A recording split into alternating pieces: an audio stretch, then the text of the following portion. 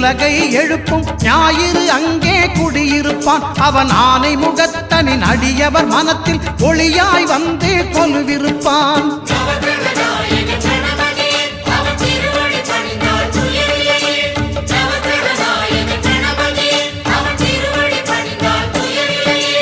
ஒன்பது கோளும் ஒன்றாய் காண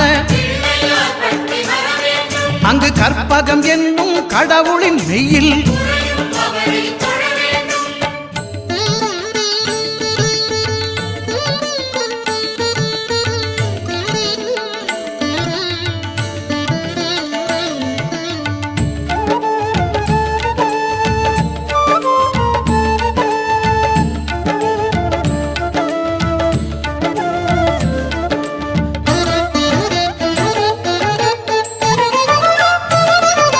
திங்கள் பகவான் திருமுகம் காண